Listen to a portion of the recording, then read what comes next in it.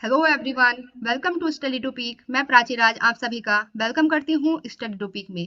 Recently आपने सुना होगा भारतीय तटरक्षक बल ब्रुनेई भेजा है। तो ब्रुनेई जो है आप सभी को पता है आसियान का एक सदस्य देश है। आसियान और भारत के बीच में इसके संबंधों को क्या ये मजबूती मिल सकती है, इससे संबंधित हमसे आपको जानकारी प्रोवाइड कराने की कोशिश करूंगी। आइए स्टार्ट करते हैं।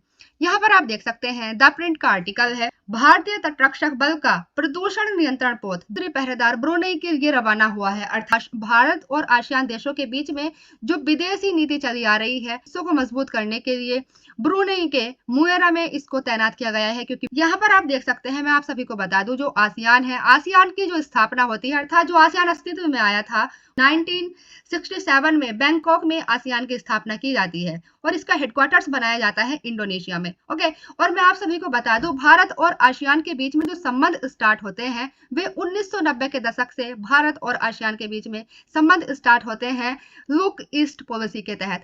आसियान है, आसियान में कौन कौन से देश आते हैं? तो आसियान की मैं बात करूं, आसियान में टोटल 10 कंट्रीज आते हैं। आसियान में जो 10 देश आते हैं वो कौन कौन से हैं आप यहाँ पर मैप में देख सकते हैं। ये जो है इंडिया है और उसके ऊपर ये यहाँ पर आप देख सकते हैं उसके पड़ोसी देश है नेपाल और भूटान। ये म्यांमार आता है, लाओस आता है, थाईलैंड आता है, कंबोडिया आता है, वियतनाम आता है, फिलीपींस, मलेशिया, सिंगापुर, ब्रुनेई और इंडोनेशिया। ये सभी जो 10 देश हैं ये आसियान के साझेदार है। अर्थात जो आसियान जिन देशों से मिलकर के बनता है वे सभी देश जो हैं ये आप सभी के सामने है। भारत आसियान का 1992 में सेक्टोरल वार्ता में शामिल हुआ था।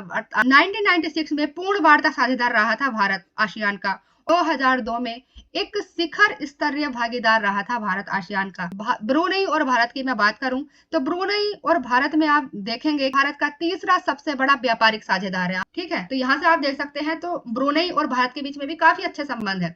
आपको मैं बता दूं कि जो है 3 दिवसीय यात्रा का उद्देश्य दोनों देशों के बीच संबंधों को मजबूत करना है। अर्थात जो भारत और ब्रुनेई है इन दोनों के संबंधों को मजबूत करना है और समुद्री सहयोग को बढ़ावा देना है। और यहाँ पर आप देख सकते हैं इस यात्रा का उद्देश्य भारत की जो जहाज निर्माण क्षमता है भारत की विकसित करता है। आप सभी को पता है जो आत्मनिर्भर भारत और मेक इन इंडिया की अवधारणा का समर्थन करता है। ओके, और यहाँ पर आप देख सकते हैं समुद्री प्रदूषण के लिए भारत आसियान पहल के नई समुद्री एजेंसियों के साथ फर्स्ट डे प्रशिक्षण और विषय वस्तु विशेषज्ञ आदान प्रदान खेल आयोजनों का आयोजन भी करेगा। यहाँ पर आप ये भी देख सकते हैं समुद्री पहरेदार की तैनाती द्विपक्षीय सहयोग को मजबूत करने, तैनाती के तहत द्विपक्षीय सहयोग को मजबूत करना, द्विपक्षीय संबंध को मजबूत करना भारत और ब्रुनेई के बीच में, और विदेश मित्र देश एफएफसी विदेश मित्र देश अर्थात एफएफसी के साथ अंतर्राष्ट्रीय सहयोग बढ़ाने भारत की प्रतिबद्धता के अनुरूप है। यह समुद्री प्रदूषण पर देश की साझा चिंता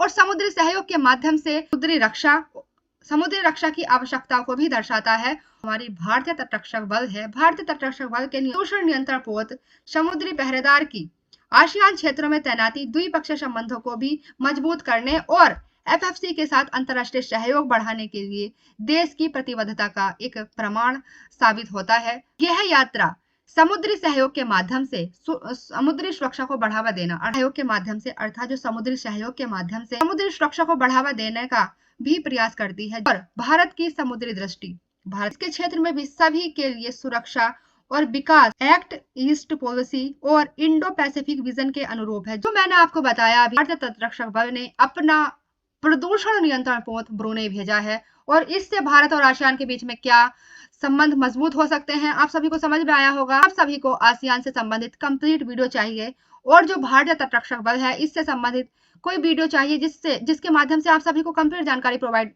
सके, तो आप कमेंट करके बता सकते हैं और मैं आप सभी के लिए वो वीडियो लाने की जरूर कोशिश करूंगी। आज के लिए इतना ही। Thank you.